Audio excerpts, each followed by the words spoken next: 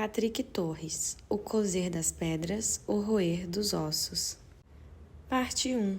As pedras e os ossos. 1. Do pó ao chão de terra seca.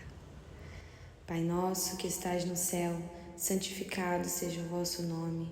Venha a nós o vosso reino, seja feita a vossa vontade, assim na terra como no céu. Rezava em coro aquele pobre povo que velava o céu aberto o corpo de Mirtão.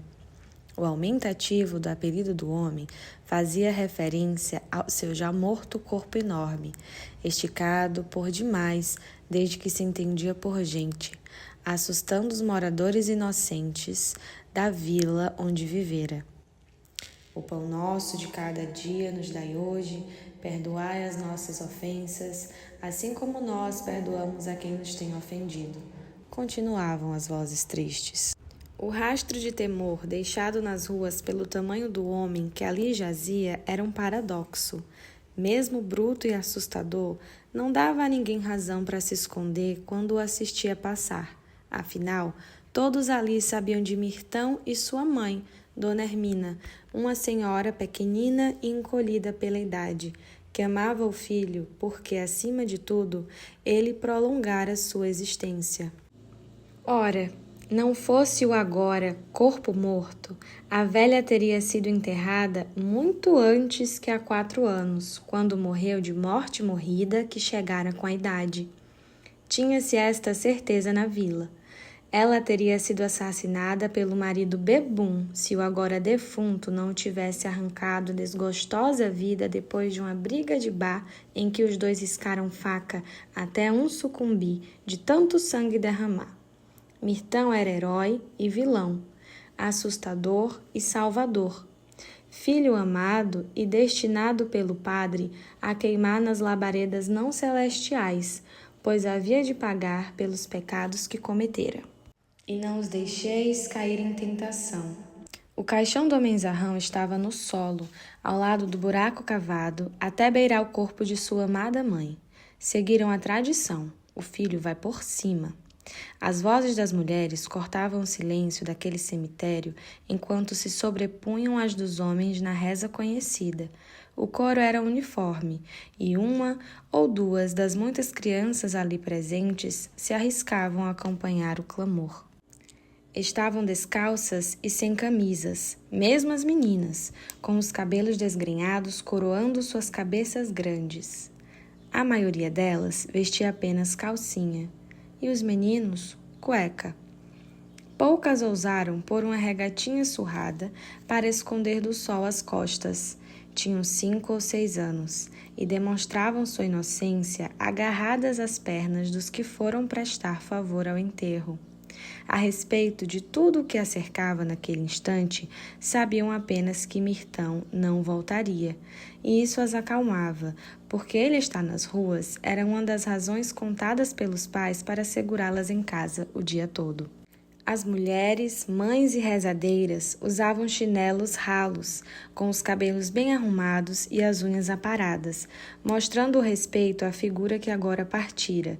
Os homens, usando chapéu de palha feitos por eles mesmos, alguns esburacados e outros ainda verdes, seguravam as enxadas envelhecidas que tanto cavaram a cova quanto cobriram de terra o corpo quando fosse hora de devolver Mirtão ao pó. O conhecido calor de 36 graus fazia todos suarem, e algumas das crianças, observando o momento boquiabertas, chegavam a sentir o gosto salgado que escorria por suas testas, desenhando suas bochechas e seguindo o caminho para as bocas. Caramelo, adestrado pelo coveiro a se manter em silêncio nos enterros, estava ao pé do povo suado, ofegante e sem latir, deitado de bucho para baixo e pescoço erguido, atento ao corpo no caixão destampado. A cena era boa para o cão. Depois daquilo, seu dono receberia uns trocados por ter enterrado mais um em seu quintal, e isso garantiria o jantar dos dois, que só tinham costume diário de almoçar. O círculo de gente fechava a cova de 3,5 palmos de fundura, fazendo as sombras largas das cabeças delinearem a borda da circunferência projetada no solo. A mata da caatinga, seca e inclinada na direção da ventania, cercava à distância aquelas pessoas, rondando o terreno do coveiro e limitando a área do cemitério. Cruzes de madeira estavam entortadas e cravadas no chão, de forma desorganizada, alertando que, sob aquele sol amarelado que há muito não via chuva, descansavam outros corpos. No limite do terreno estava a cabana de taipa do proprietário. Ele que, com 4 paredes baixas erguidas e um teto de folhas secas de palmeira, ardia sob o sol e deixava exposta parte dos pedaços de pau sustentantes do barro que a dava forma. Mas livrai-nos do mal. Amém. Findaram o rito, enquanto o corpo era retirado do caixão e enrolado na velha rede que o envolveria sob terra até que o primeiro verme resolvesse satisfazer sua fome com as carnes de Mirto Aroeira Pereira Santino, que eternamente ali estaria, cumprindo sua parte na mais imprevisível profecia para o bicho-homem. Capítulo 2. Paradoxo do esquecimento. Em vida, Mirto morrera muitas vezes. Devia à angústia o pagamento de suas sucessivas ressurreições. Quanto de si precisava arrancar para ser quem de fato deveria ser? Não tinha resposta para isso. Nascera matuto, criado de bucho que envergava espinhaço. Mal a dor da existência lhe escapava do lar materno-uterino. Sabia, ainda que não soubesse, que habitava agora o lugar de mais difícil existência, a vida. Ou tinha, de longe, consciência de que ela logo lhe chegaria. Por ter muito medo da vida, nunca teve medo da morte, e por isso morrera muitas vezes. Quando criança, em tempo de morrer de fome, comia barro e raspava a parede para alimentar a ânsia da cura da dor. Doía do lado de dentro. Mal sabia onde estava. O sol bradava forte no céu, o suor lhe escorria a testa no mais leve ato muscular que exercia.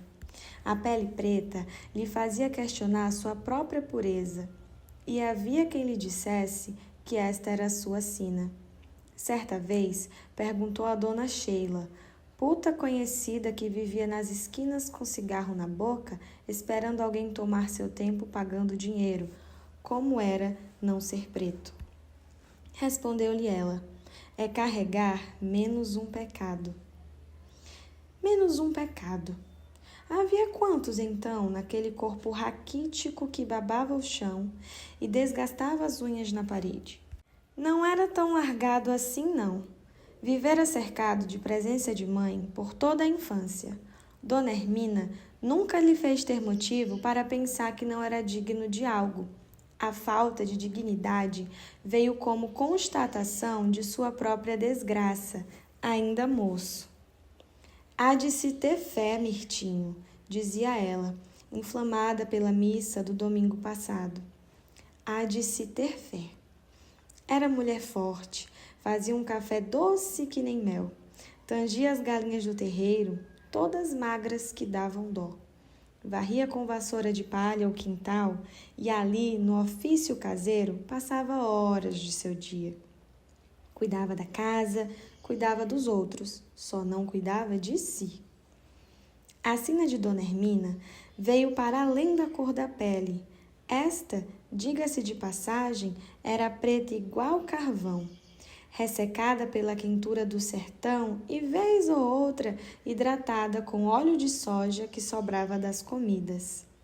Não, o amor que vivia ela também lhe fora pagamento de pecado existencial. Apanhava do esposo. Eita sofrimento lascado, que era toda noite receber chibatada do marido enfurecido pela cachaça quando se fechavam os botecos. Ai, ai, ai pra lá, ai, ai, ai pra cá. O homem puxava-lhe os cabelos, estapeava-lhe a face, arrancava-lhe até sangue. E, com piedade, Quando este jorrava de algum lugar, ele cessava. Cansado do movimento sádico de tornar submissa aquela mulher que tanto por ele fazia.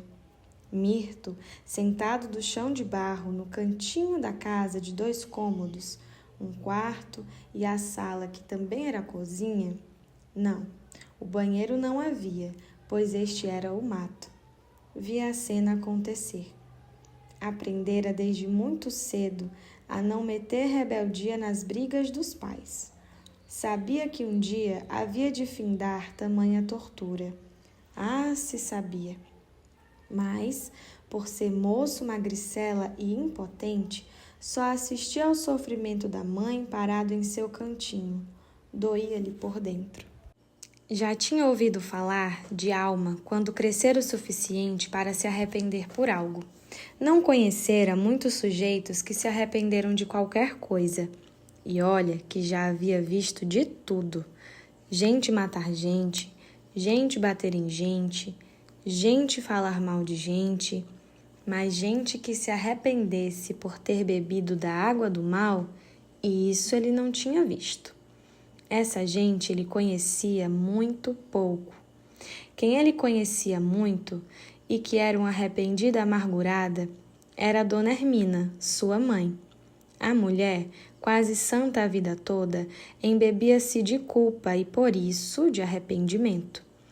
Quando se botava a reclamar das lástimas aos fins de algumas tardes antes de o marido torturador aparecer, sussurrava no terraço para que os vizinhos não a ouvissem.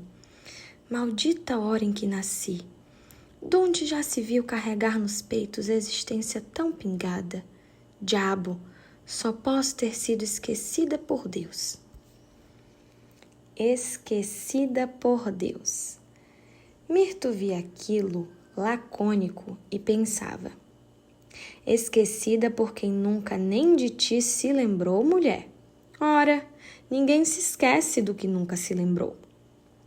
Claro, não lhe eram elaborados os pensamentos, tampouco complexos quaisquer feitos produzidos pela evocação muda das palavras, mas o sentido lhe era assim, completo e profundo. Por quem nunca nem de ti se lembrou, mulher?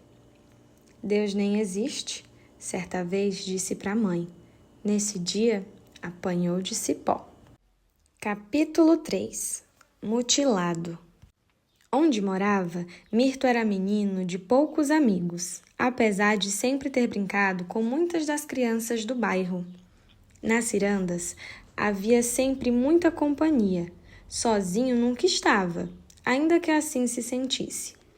Vagueava nas rodas, jogava-se no divertimento, aproveitava cada hora de isenção da realidade metido no bom humor das gargalhadas alheias, mas ainda assim sentia-se um peso no mundo. O peso vinha, certamente, de dentro, porque de fora era incapaz de sequer deixar pegada em lama fria, magro. Do lado de dentro, porém, pesava-lhe a angústia. Não sabia os motivos, pois era inocente demais para compreender seu próprio eu, e ingênuo demais para desbravar os próprios caminhos da amargura, mas, o tempo todo, sentia-se avaliado pelos olhares murchos dos amigos de família perfeita. Sentia que lhe olhavam até as tripas, arrancando sangue enquanto desciam e subiam as pupilas dilatadas a admirarem a miséria do garoto. Diacho, por que me olham? Não sabia. Sabia que era olhado. Ao menos achava que sim.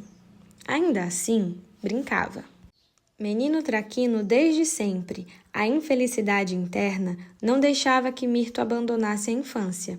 Fazia a bagunça no terraço com todos os outros, como sempre haviam feito. Nessa bagunça, certa vez, quebrou um dedo que entortou para sempre. Quebrou, mas não ajeitou. Não tinha doutor por perto. A dor que lhe partira o corpo com um mindinho esbagaçado na pedra presa ao chão lhe foi uma das piores que sentira do lado de fora. Do lado de fora, porque do lado de dentro havia dor mais lacerante. jogava a bola e, sem ter visto, confundiu a bola com o chão, sabe-se lá como, e tacou o dedo mindinho direito numa pedra grande e quadrada, incrustada na terra. Eita inferno! Foi no outro mundo e voltou. Voltou, saiu sangue, a unha ficou só bagaceira. Mas o mais estranho daquele momento era o seu dedinho, que se antes apontava para frente em uma delicadeza harmônica de criança, agora apontava para fora de sua alma. Ai, ai, ai, ai! Parou de brincar. Acostumou-se com a dor que agora ali lhe fazia companhia, esta que o obrigava a mancar para onde quer que fosse. Parecia ter sido mutilado, coitado. Quase a vida lhe arrancou um pedaço. A partir de então, se pisasse no solo com o pé direito inteiro, sentiria a dor lhe percorrer o espinhaço e lhe entortar até o espírito. Vez ou outra esquecia-se disso, e ao tentar caminhar do jeito que aprendera depois de engatear, sentia as agulhadas no pé, e depois na perna toda, e depois nas costas, e depois na cabeça. E tortura! Seu pai havia sugerido uma vez que arrancasse o dedo na faca. Ora, cabra frouxo, dissera, arranca esse negócio daí para caminhar direito. Mirto não teve coragem. Depois que o pai lhe tinha feito tal sugestão, temia que ele fosse capaz de lhe arrancar o dedo enquanto dormia, e por isso sempre cochilava com os pés cobertos, custasse o que custasse. Já pensou? Dormir com os 20 dedos e acordar com 19? Não sabia contar, mas sabia que aquele dedo, torto e feio, se saísse de seu corpo, faria falta. E de falta o menino estava cheio. Faltava fé, e por isso apanhara da mãe uma vez. Faltava coragem, e por isso lhe olhava feio o pai. Faltava comida, e por isso se esbaldava no barro do chão de sua casa. Mirto estava farto de não ter algo em algum lugar. Estava farto de ter o vazio presente onde quer que procurasse concretude dentro de si. Não permitiria que lhe arrancassem algo que era dele, ainda que isso fosse o dedo feio e dolorido. Capítulo 4. Menino Homem. Desde que parou de brincar, Mirto se viu sem refúgio. Mais uma vez, não sabia com exatidão que sentimento era esse. Se fosse solicitado a ele que o descrevesse, responderia com a mais imprudente inocência de criança. Não sei.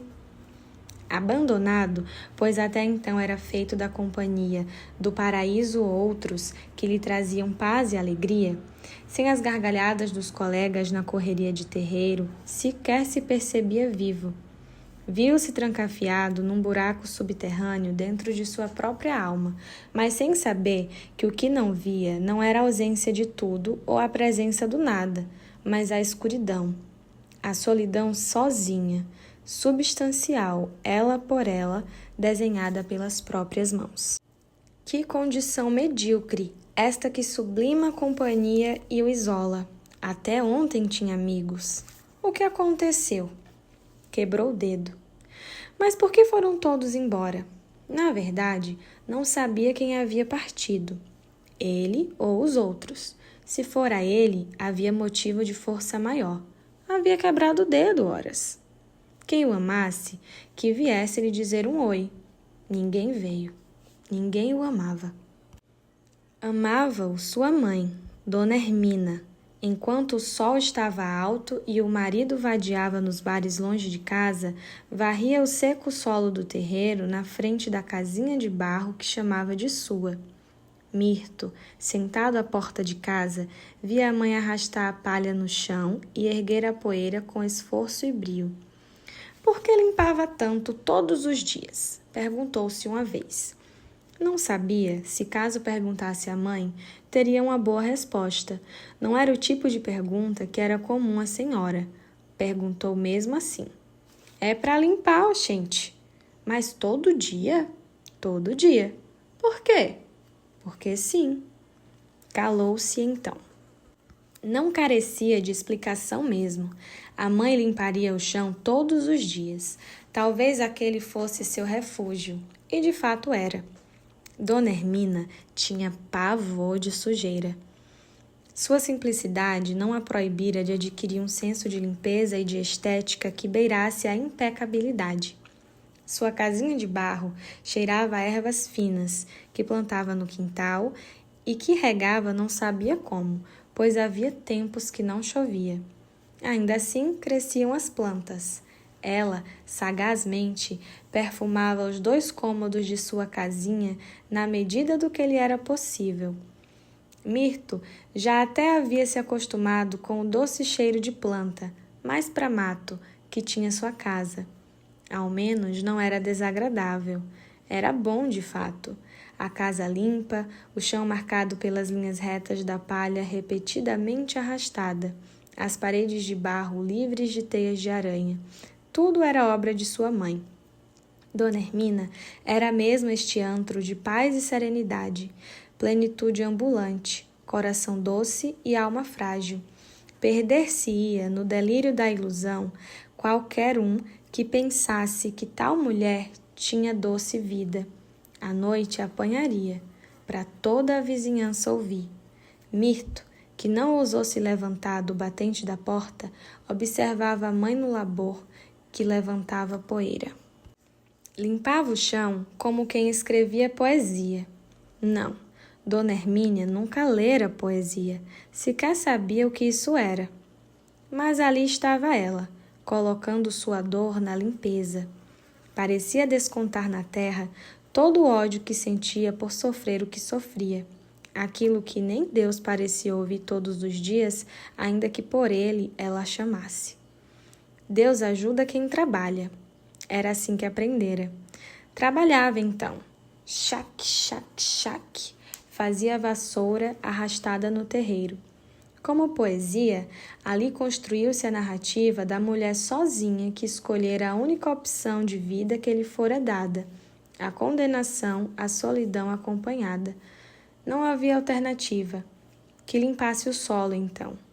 Assim teria algo do que se orgulhar, como fazem os poetas que escrevem sobre amor, ainda que não tenham amado. Quanto mais varria, mais próxima de si estava. Capítulo 5. Vermelho sangue, azul noite. Não estudou. Mal adquirira, ao longo de sua pequena vida, vivida até aqui, a habilidade de expressar-se pela fala. Mas o fazia, sim. Ainda nem barba tinha, mas vez ou outra sentava-se com a mãe e perguntava sobre as coisas. Perguntava por que o céu é azul, porque Deus quis. Perguntava por que o fogo queima, porque é quente. Perguntava por que não dava para ver o vento, ainda que o sentisse, ouvisse seu assobio e soubesse o seu nome, porque Deus fez assim. Nem sabia quem era Deus. Diziam que era um homem bom que morava no céu. Então Deus construíra sua própria casa e escolhera que ela fosse azul. Deus devia gostar da cor azul. Mirto gostava dela também, mas pensava que se fosse escolher uma cor para sua casa, e se essa casa fosse o céu, escolheria vermelho, igual o sangue. Também não sabia por que o sangue era vermelho, mas isso não perguntara a ninguém, jamais. E não o fizera porque associava o sangue a coisas muito, muito ruins. Como quando caía e se machucava a ponto de a pele abrir, quando via alguém machucado depois de brigar, quando via alguém se acidentar, quando via a mãe apanhar de seu pai. Diziam a ele também que o vermelho era a cor do amor. Ainda não conhecia o amor. Talvez fosse o que sentia pela mãe. Mirto não conseguia imaginar um mundo sem ela. Para ele, o próprio mundo era constituído pela presença de Dona Hermina, e o mundo só era mundo porque ela estava nele. Sem ela, sem mundo. Se sentasse para sobre ela falar, a resumiria naquilo de mais bonito que conseguisse expelir pela garganta com o pouco que o conhecimento de vida lhe dera, bonito como o céu, bonito como o vermelho. Como imaginava que isso era o amor, talvez soubesse perfeitamente o que é o desamor, o desafeto, a ausência do amor. Era o que ele sentia quando, na beira da estrada que dava para ver do terreiro na frente de casa, brotava seu pai, de longe no pingo do sol quente, caminhando trôpego, embebedado, a camisa suja e aberta, às vezes embelezada pelo vermelho sangue fruto de briga de faca em porta de bar. Às vezes, límpidas pela brancura que sua mãe conquistava ao esfregar o tecido com o sabão feito em casa. Via a figura escurecer a estrada com sua sombra tenebrosa e ali seu peito já tremia em medo. Logo o sentimento se misturava com raiva, com desgosto. Odiava o pai, mas não sabia o que era o ódio, porque nunca lhe tinham contado. Então, não tinha certeza, mas não o amava. Mirto sabia que dava para sentir o amor, dava para ouvir sua voz, senti-lo na pele, mas não se conseguia vê-lo, como era com o vento. Foi só quando Toninho se matou que Mirto começou a refletir sobre o ato de amar. Toninho contou 16 anos. Foi-se com os 2 metros de corda. Acharam-no no mato, depois de mais de uma semana sem aparecer para ninguém, com Dona Luísa, sua mãe, chorando igual a criança porque não sabia o paradeiro do filho. Mirto nunca tinha visto tanto cigarro de palha fumado de uma só vez por uma mulher só. Dona Luísa fumou por dia de ausência de Toninho, o que talvez tinha fumado a vida inteira até ali. É difícil, ela dizia na porta de casa, de pé no batente, quando acabava mais um dia e chegavam da mata os homens de facão enferrujado que procuravam pelo filho da mulher, vivo ou morto. Acharam Toninho porque urubus começaram a bater asas sobre o mato, lá para os lados em que ninguém sabia o motivo, ninguém estava procurando.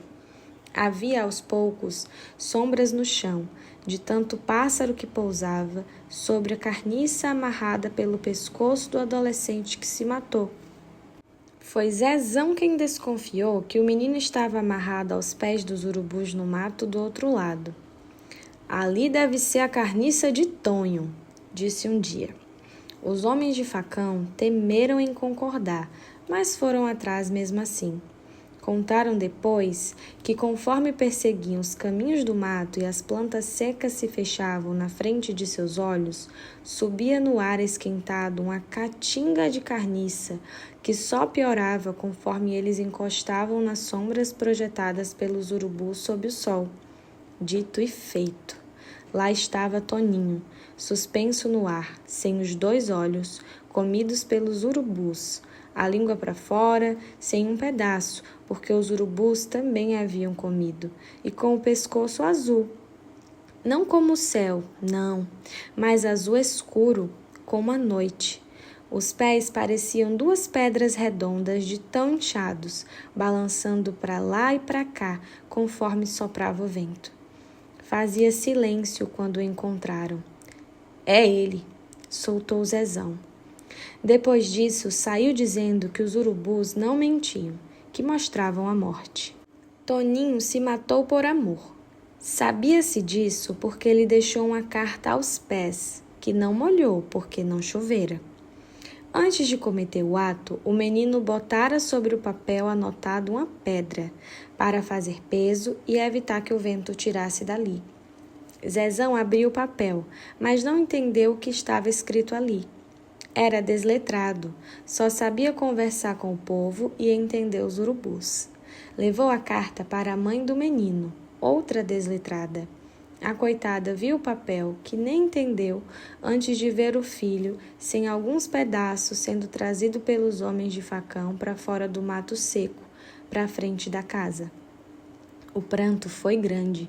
Dona Luísa até desistiu de fumar, mas o tempo encarregou-se de mais uma vez tornar a fumante a velha.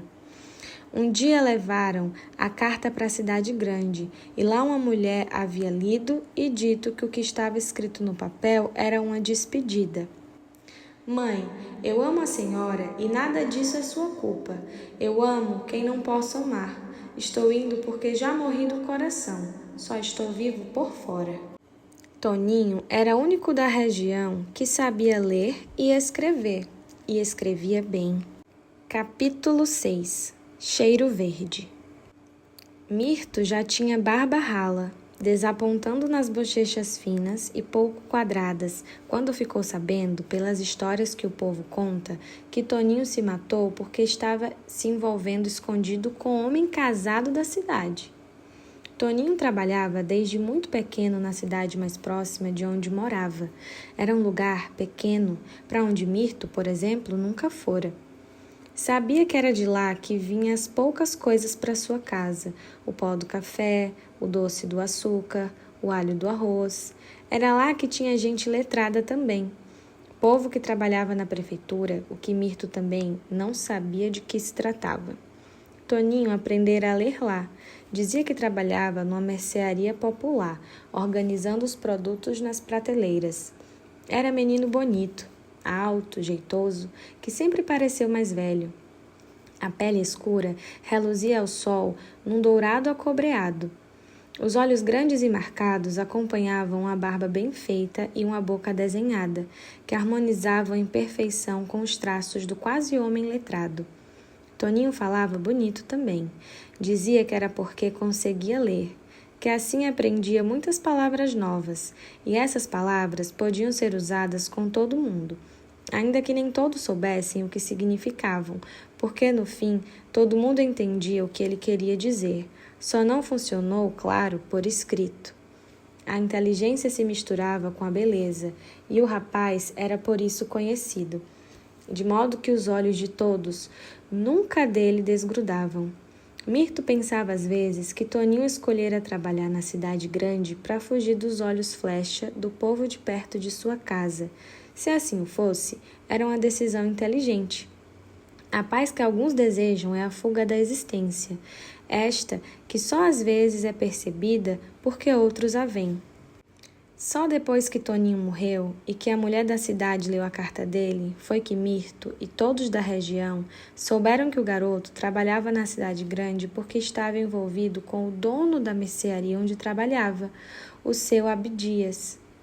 Toninho conhecera o povo letrado porque levava do quintal da mãe à cidade cheiro verde para vender, todos os domingos.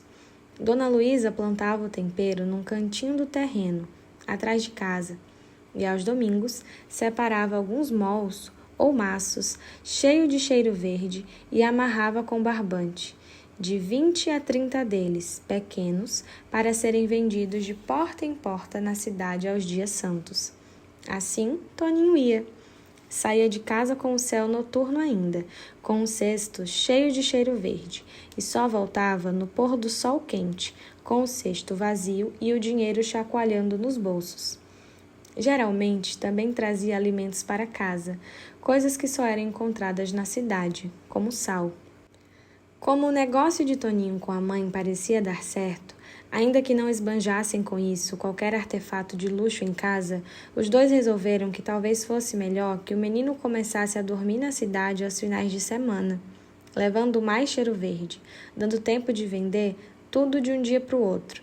Foi com essa ideia que Toninho arrumou uma pensão que lhe cobrava muito pouco para ficar e começou a passar 2 dias, em vez de um, do lado do povo letrado. Não demorou para que logo chegasse em casa falando palavras novas, escrevendo coisas em papel com caneta e conseguindo comprar roupas usadas, mais bonitas, com o dinheiro do tempero. Começou a trazer nesse ritmo cigarros de Dona Luísa, que ficava muito feliz por conseguir suprir seu vício com dinheiro feito com seu quintal. Certa vez, Toninho foi e não voltou mais. Passou a inverter o tempo na cidade e agora só aparecia com coisas para a mãe aos fins de semana. Vinha com uma bolsa abundante, cheia de coisas saborosas e diferentes para comer, com dinheiro no bolso e com presentes para a mãe fumante, isto é, além dos cigarros de palha. Mirto soube que isso estava acontecendo porque Toninho agora trabalhava de segunda a sexta na mercearia do seu Abdias. As pessoas, que sempre olharam muito para Toninho, começaram a dizer então que o menino estava sendo sustentado pelo comerciante que o empregava, mas não como funcionário, e sim como seu amante. Seu Abdias, que era casado, tinha fama de se envolver com meninos novos na cidade, e sua mulher sabia de tudo, sem ficar preocupada. Diziam que ela também tinha suas próprias perversões. Olho por olho, como diz uma antiga lei dos homens. Os boatos com Toninho ficaram mais frequentes quando se espalhou a história de que o menino havia se mudado da pensão para a casa de seu Abdias, morando com ele e a esposa.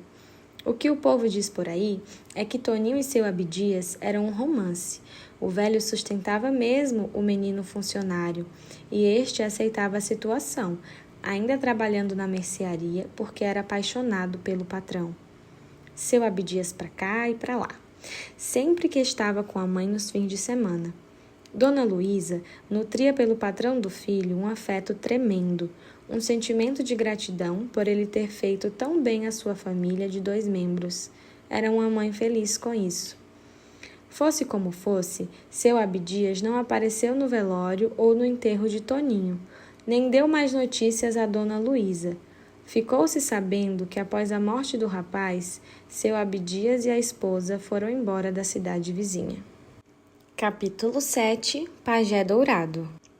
Muito se perguntava então como Toninho, para quem ele, como todos os outros, sempre olhou muito, encorajou-se a protagonizar um boato de amar outro homem.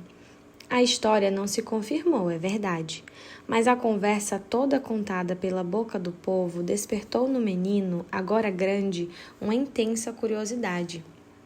Era um frio na barriga, um reboliço de entranhas, das cismas que fariam-no saltar, mar continente afora, para conhecer um novo mundo e fazer história. Amar um outro homem. Depois da leitura da mulher letrada sobre a carta de Toninho, Mirto fez a constatação de que o defunto havia sido, então, o segundo homem que amava outro homem que ele conheceu na vida. O primeiro foi seu Roberval, ou Val, como o chamavam para contar suas histórias. Ele também era um homem letrado. Val fora uma pessoa importante para a região. Morrera quando Mirto era criança, ainda tendo os pés tão pequenos quanto as mãos. Dele, do Val, todo mundo sempre soube. Chegou na região, dizem as bocas, sozinho, com uma trouxa de roupas e um chinelo gasto, além da branca bata do corpo que usava para cobrir a pele escura. Barbudo, mas bem cuidado, andava sempre limpo por onde ia. Tinha os olhos grandes, as unhas aparadas e os cabelos brilhosos e hidratados, armados em coroa ao redor da cabeça. Ninguém entendera de onde aquele homem viera na época em que colocara seus pés sobre aquele pedaço de terra seca e quente. Mas, como ele se mostrara necessitado e gentil, fora bem acolhido por todos. Val conseguiu tomar para si uma casinha de barro que estava abandonada fazia muito tempo. Chamou-a de sua e ninguém questionou.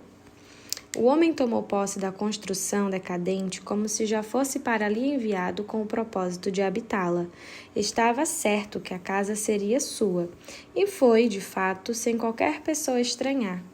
Val colecionava livros. Tinha uns 3 ou 4 volumes acumulados no chão da casa, num cantinho. Estes livros chegaram ali depois do homem, provavelmente trazidos da cidade vizinha, aonde Roberval costumava ir com frequência. As pessoas diziam pelas roças e pelos quintais, quando Val não estava por perto, que ele ia para a cidade para se envolver com homens. É para amar, falavam. Algumas pessoas achavam-no errado por fazer isso. Diziam que, pela fé, um homem não deveria se deitar com outro homem. Ainda assim, Val nunca fora desrespeitado por qualquer pessoa, visto que era muitíssimo querido e bem-vindo sob o teto de todos. Tinham por ele um apreço gigantesco, especialmente porque sua figura simbolizava a inteligência do lugar. Era a ele que recorriam quando queriam saber sobre qualquer documento, sobre informações de fora, sobre o mundo. Era ele quem tinha respostas para os mitos que os pobres suados traziam consigo. Val foi protagonista de muitíssimas histórias de romances. Sobre ele derramavam-se amores dos homens da cidade, homens carentes ou não, trabalhadores ou não. Era atrás dele que aqueles de alma solitária iam, sabendo que seriam acolhidos. Ainda que amasse muitos homens, Val nunca se envolveu com alguém do povoado, ou ao menos nunca se soube disso. Se espalharam tal boato uma vez, Mirto nunca ouviu, e também nunca comentaram com ele dentro de casa. A figura envelheceu ali, mantida em paz pelos que por ele olhavam, alimentada pelas mulheres vizinhas que visitavam sua casa para beber café e falar da vida alheia, e vez ou outra refletir a respeito de por que as coisas são como são.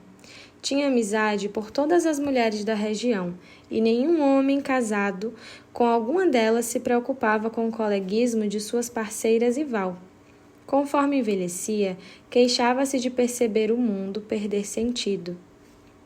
Algumas mulheres que o conheceram disseram que, vez ou outra, Val comentava sobre a volta de um tal de pajé dourado. Ninguém sabia quem era esse homem ou o que ele representava, mas ouviram falar pela primeira vez de sua suposta entidade por meio dos momentos de juízo perdido de Roberval. Eram instantes, sopros de ventania, frações de minutos, onde o velho inteligente dissociava-se da realidade palpável e comentava sobre o tal pajé dourado. Perante a calma, tudo ia em paz, até que a paz se desfez. Um dia, contam os mais velhos, numa madrugada, ouviram bater nas portas das casas berços um toque-toque desesperado. Toque-toque. Toque-toque-toque. Tum, tum. Ele está voltando! Está voltando! Ouvia-se gritar do lado de fora, no silêncio dos grilos inquietos. Ele está voltando! Todos despertaram amedrontados, mas não demorou para que reconhecessem a voz repleta de pânico da alma da noite, que estava ali gritando e clamando por todos. Era Roberval. Saiam de casa! Ele está voltando! Os cachorros responderam então à gritaria do homem. A barulheira porta fora se intensificou, com latidos e pânicos humanos juntando seus pedaços para formar um império de agonia. Latiam os cães e gritava Roberval. Dizem que, quando as famílias saíram então para ver o que estava acontecendo com o homem, se depararam com a figura vagando pelo chão amarelado, descalça, com a bata ensanguentada e os cabelos desgrenhados. Dos grandes olhos saíam lágrimas que reluziam o brilho intenso da lua. Ao fundo, como em sinfonia, os cachorros uivavam. Val começou a gritar, em pânico, em torno de seu próprio eixo. Passava os dedos nos cabelos e os arrancava da própria cabeça. Arrastava as unhas sobre os próprios braços, como se agonizasse por alguma enfermidade de coceira. Era dali, de seus braços, que saía o sangue responsável pelo vermelho na bata. O homem havia delirado. Estava louco. Dona Helena, mulher de igreja que ia aos domingos na missa da cidade para buscar a salvação de Cristo, foi a primeira que, em frente à própria casa, assistindo à cena de desamparo, bradou com os 2 dedos apontados. É a promessa do Senhor que se cumpre. Todo pecador queimará. O fogo consome o homem por dentro. Socorro! Ele está voltando! Ele está voltando! Continuava Val, aos prantos. Ninguém ousava se aproximar do homem em agonia.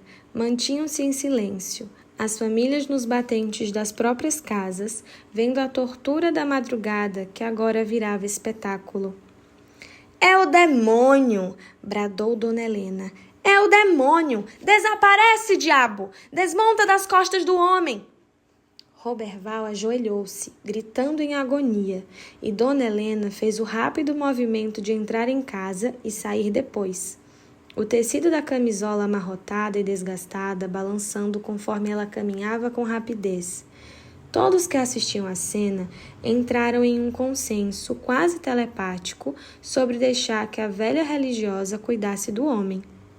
O enfermo, que já estava cansado do reboliço, prostrou-se no chão, cabisbaixo, ofegante e suado, ensanguentado e descabelado. Cedeu ao toque de Dona Helena, que havia dele se aproximado. Ela passava a mão na cabeça do homem, como quem tentava acalmá-lo, e ele até parecia acolher o cuidado da idosa fiel a Cristo.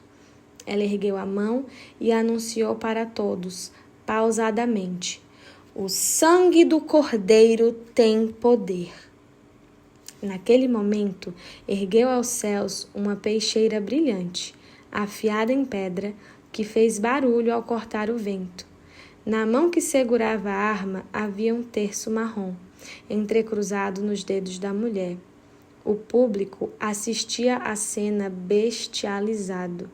Os adultos resolveram conter a cristã. Suspiros de susto e choros de criança agora se misturavam aos latidos dos cães, as mulheres dando gritos finos, quase uníssonos. Os homens avançando para segurar a idosa armada pelos braços, como se fossem algemas feitas de carne. Roberval, abandonando de súbito o transe, assustou-se com o estardalhaço. Levantou o olhar e, enquanto Dona Helena baixava o corte para o pescoço dele, pareceu recuperar o juízo para brigar pela própria vida. Levantou-se, olhando para a mulher, e a segurou pelo braço.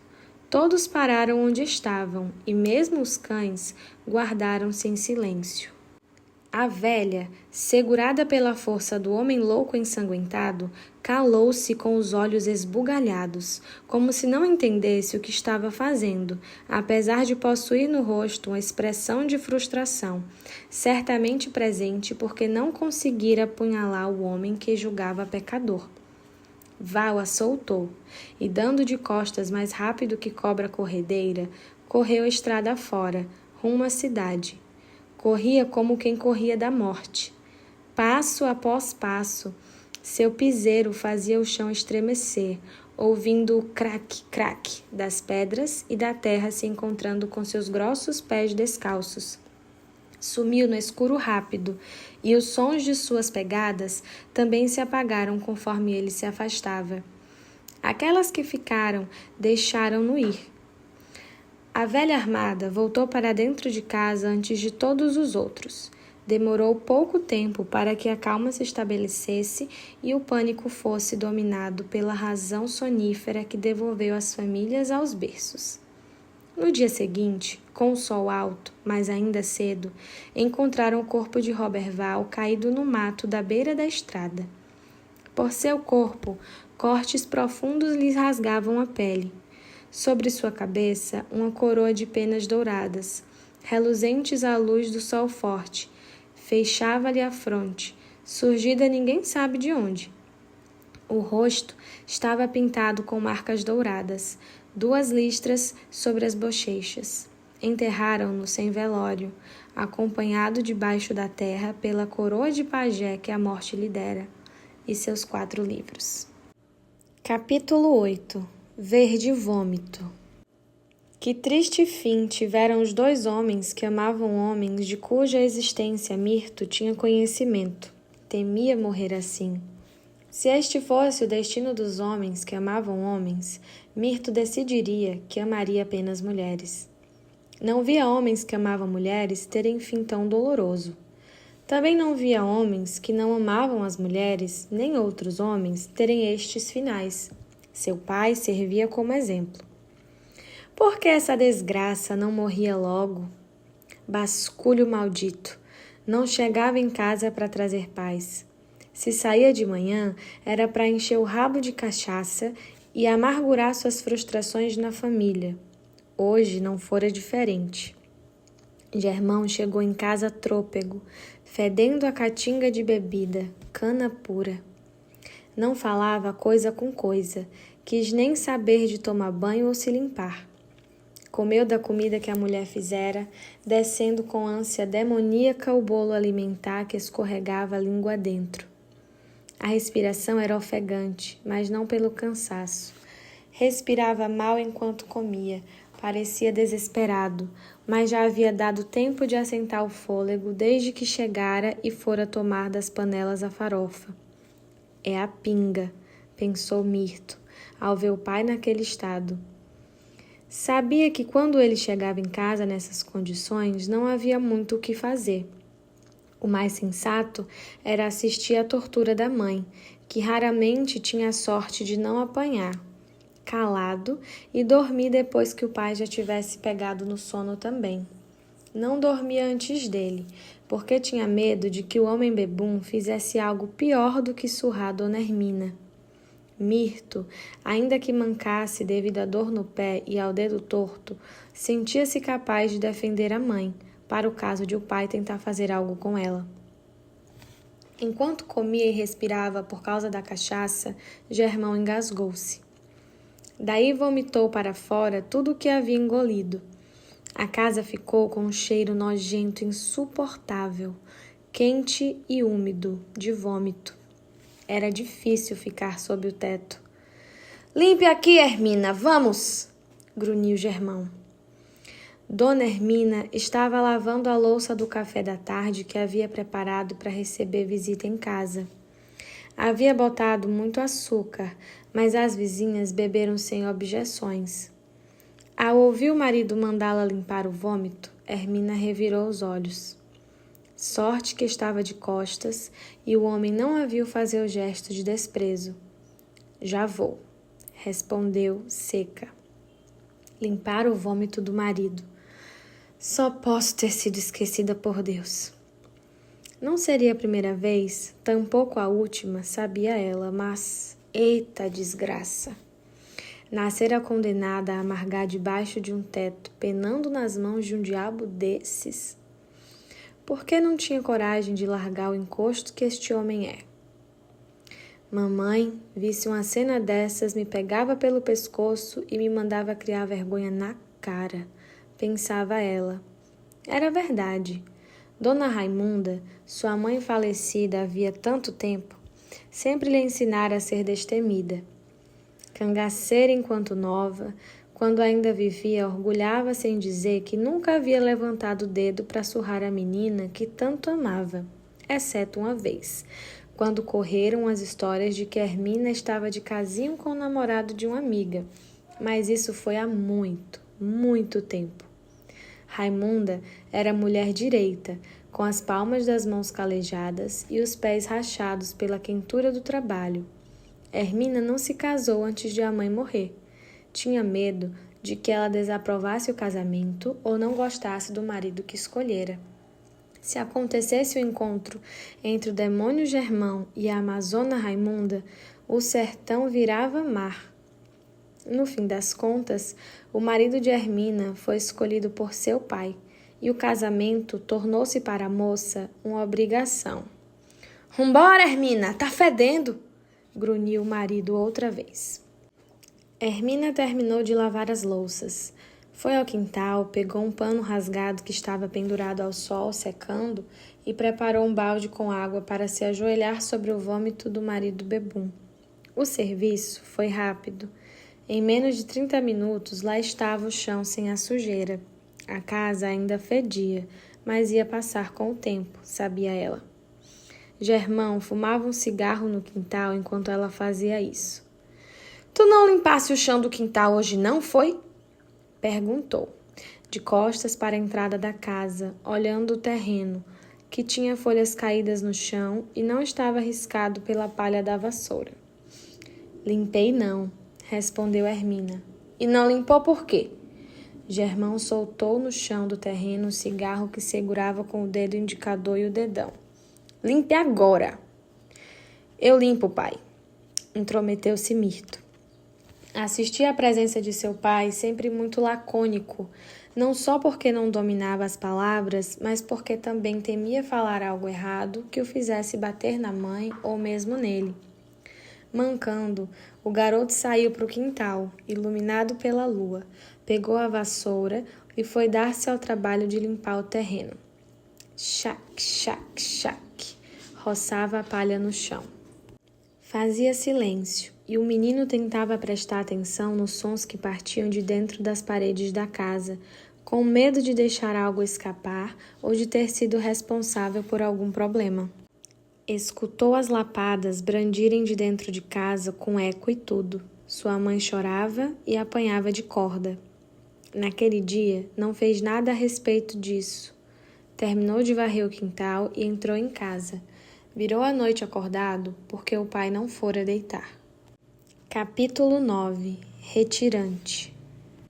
Mirto, agora um quase homem formado, com mais cabelo nas pernas que no rosto, e mais no peito que nas pernas, saía de vez em quando de casa. Ainda que mancasse e sentisse no pé a dor, não se prendia sob o teto eternamente. Gostava de aproveitar a quentura do sol, a secura da terra e o vermelho da estrada. Certamente não o fazia com frequência. Tinha medo de seu pai chegar em casa e atentar contra sua mãe. Genilda era sua amiga mais próxima. Brincavam desde que eram pequeninos. Em meio à solidão que Mirto encarou quando cresceu, foi Genilda, de todos os amigos antigos, que fez questão de ainda visitá-lo, para tomar um café e trocar ladainhas da vida. Com Genildo, Mirto não falava, fazia trocas.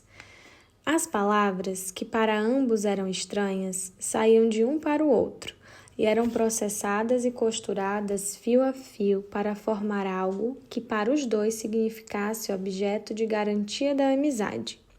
Hoje falavam de amor. E tu acha que Toninho amava seu Abdias, é? Quem perguntou foi Genilda. Seu cabelo, preso num coque no alto da cabeça, estava bem penteado. A boca grande ornamentava o rosto simétrico e oval esticado. Genilda era mulher alta, magra, de traços marcantes. A pele, escura como breu, fazia-lhe ser desenho calculado ambulante. Beleza e sensatez, as duas coisas unidas e enraizadas num só corpo. Eu acho, respondeu Mirto, olhando para o nada. Sua voz, afetada sem qualquer delicadeza pela puberdade, que havia muito naquele corpo em estirão se estabeleceu, falhava nas vogais entoadas. Estavam os dois sentados num banco de madeira ao lado da casa de Genilda. Os pais dela estavam na roça. O banco que servia como assento fora ali colocado pelos pais da garota, com o único e pragmático objetivo de servir de ponto para as conversas da vizinhança. Genilda tinha o que para Mirto era uma família ideal.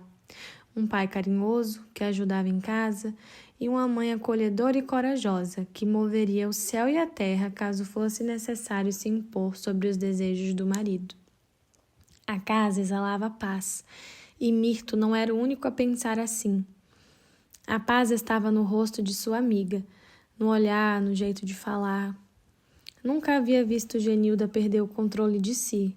Sempre fora poço de afeto e cuidado, e por isso, talvez, escolhera inconscientemente para ser sua amiga. Genilda era tudo do que Mirto precisava. A cabeça do menino, calejada, os miolos retorcidos pelo caos da própria casa sem amor, o coração abandonado, cercado de solidão que o deslocava do mundo por acolhimento em alto e bom som clamavam. Como sempre tiveram uma amizade baseada na troca, Mirto era para Genilda aquilo que ela também precisava. Alguém para acolher, para chamar de seu, em algum sentido. Genilda ama o cuidado. Disse que quer começar a aprender a fazer partos. Mas tu achas que ele se matou por causa do seu Abdias? Perguntou a moça com parcimônia. Aí já não sei, respondeu Mirto. pegando do chão uma pedrinha lascada e a arremessando para longe, sem qualquer objetivo ao fazer aquilo. Mas a mulher disse que estava na carta que ele estava amando quem não podia amar. Genilda não olhava para Mirto, mas sim para o nada, para a mata seca ardente na quentura. Sim, mas e se essa mulher estiver mentindo? Eu acho que Toninho e seu Abdias se amavam porque eu acho mesmo. Não desgrudavam, Toninho só falava do patrão, e aquilo era amor. Mas tu acha que seu Abdias amava Toninho? Raciocinava Genilda, na busca pela assimilação das ideias do casal agora inexistente. Seu Abdias continua vivo, né? Amava não, quem amava era Toninho. Amor não deixa ninguém vivo, não. Conversa, Mirto. Eu amo você e tô aqui viva. Revoltada, Genilda finalmente o olhou no fundo dos olhos. Eu sei que tu me ama, menina. Deixa de coisa. Tô falando de romance, de gente querendo casar. Mirto pegou mais uma pedra do chão, pronto para arremessá-la no mato, como estava fazendo pouco tempo antes. Quem ama desse jeito tá condenado à morte. E por que tu diz isso, que o amor não deixa ninguém vivo? Não sei, respondeu ele, arremessando a pedra, mas eu nunca vi gente que amava assim durar muito. Quando deixou Genilda, voltou para casa. O sol estava quase se pondo e seu pai chegaria logo em casa, bêbado. Já sabia que a sina o aguardava, todo dia a mesma coisa. Pela primeira vez, contudo, para a própria surpresa, que estranho, Mirto enganou-se. O pai não apareceu em casa naquela noite. A mãe, serva do maldito amor, preocupou-se logo. Ai, será que teu pai está envergado com rapariga em bar? Perguntou Dona Hermina, olhando nos olhos de Mirto, como se esperasse que o filho lhe desse resposta. Do marido ela apanhava, mas era presa ao afeto que a vida lhe mostrou, apesar de lhe arrancar sangue com frequência viciada. Mirto, que aos poucos abandonava a inocência infantil, começara a se perguntar, sem entender, como a mãe ainda tinha a coragem de se preocupar com o traste do marido. Bendita fosse a hora que ele decidisse nunca mais cruzar o caminho dos dois. Sei não, manhã. E tem quenga que quer aquilo? Hermina o fitou com braveza. Enfesada, enrugou a fronte, encostando as duas sobrancelhas mal feitas e bagunçadas. Tu tá me chamando de quê, menino? Perguntou, séria. Nada. Tô é querendo saber por que de acho a senhora ainda se importuna com o paradeiro desse homem que é pra você, todo mundo diz, o que 7 palmos de terra são para um defunto. Mirto, seu pai salvou minha vida, disse ela, abaixando os olhos, olhando para os próprios pés. Germão, falta é te matar todo dia. Pelas costas, Mirto não chamava o pai de pai. Tinha nesta atitude seu refúgio de revolta, um escape para o medo, o ato de rebeldia que lhe permitia afirmar não parentesco com tanta crueldade. A mãe visivelmente reprovava a mania, mas não protestava, pois sabia o que o gesto tinha de significado para o garoto. E resolvia dessa forma dar vazão ao sentimento maternal de quem acolhe sem julgar. E não mata por quê? Perguntou, agora incisiva.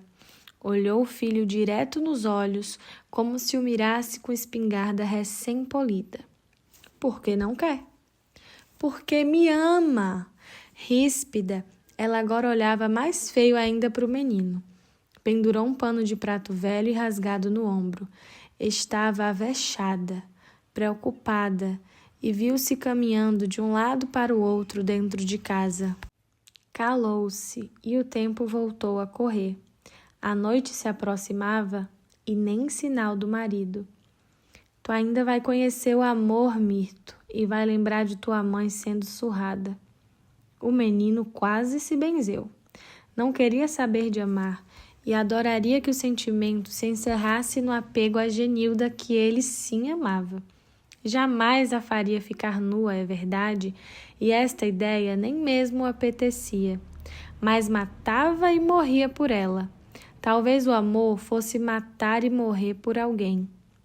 A casa ficou silenciosa por alguns minutos, mas nem por isso a paz reinava. No lugar dela, a atenção dos dois, que estavam aflitos pela ausência de Germão, ainda que esta causasse em Mirto leve alegria, tomou conta do ar quente que infestava o ambiente. Mirto, rugiu sua mãe, sussurrando no escuro, enquanto se aproximava da cozinha, agora iluminada por um lampião velho e quase apagado que ele acendera havia pouco. Senhora, respondeu o menino, com medo do que ouviria, porque no fim das contas sabia que pela ordem do tempo estava mesmo para chegar o dia em que teria de ir buscar o pai na porta do bar. Vá buscar teu pai. Sequer pensou em contestar. Levantou-se, calçou a sandália de couro desgastada e foi-se estrada de pissarra afora para trazer Germão para casa, custasse o que custasse. O que faria quando o visse? Painho, simbora para casa que a mãe está preocupada? Isso não funcionaria nada. Fosse o que fosse, Mirto deixou que seus pensamentos se perdessem no caminho. Começou a olhar as estrelas que apontavam no céu escuro da caatinga, cuja única perturbação sonora era a sua sandália arrastando-se nas pedras soltas ao chão, impulsionadas pelo andar manco do rapaz. Só não sentiu frio porque sua blusa surrada de algodão, que tomara do pai porque nele ela não mais cabia, esquentava-lhe parte do peito. A calça marrom empoeirada lhe fazia proteger as pernas para além dos cabelos que dela saíam, moço que era. Passo após passo, lá ia o menino, sem perceber com perfeição que pela primeira vez estava saindo do povoado onde morava para ir buscar o pai em boca de bar, do jeito que sempre lhe disseram que faria, mas como nunca se viu de fato fazendo. Seus passos se distanciavam do berço familiar, da casa dos conhecidos, do cemitério dos defuntos que ele viu vivos, lugar onde certamente seria enterrado. Sentia que, conforme ia atrás do pai, longe de casa, afastava-se de si, especialmente porque sua mãe, que muito de sua alma era composta, ficava para trás, como também ficava, e disso o menino não sabia, a vida que ele possuía, para sempre. Ao longe, as luzes amarelas da cidade começaram a apontar. Ligadas por fios únicos, a eletricidade trazia o sol artificial, dividido em lamparinas elétricas, no meio da noite que já havia ali se estabelecido.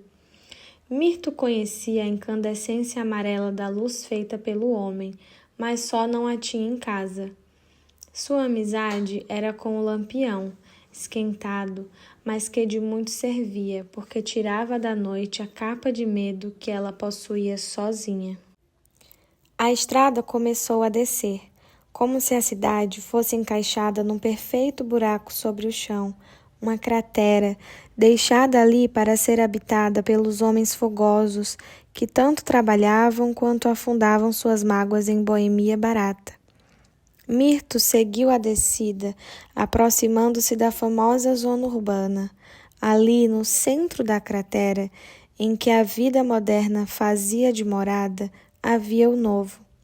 Lá estaria seu pai, é claro, um pilar de velha vida que o menino sempre levara, mas também havia o novo, que um dia também fora novo para Toninho e outrora talvez para Roberval.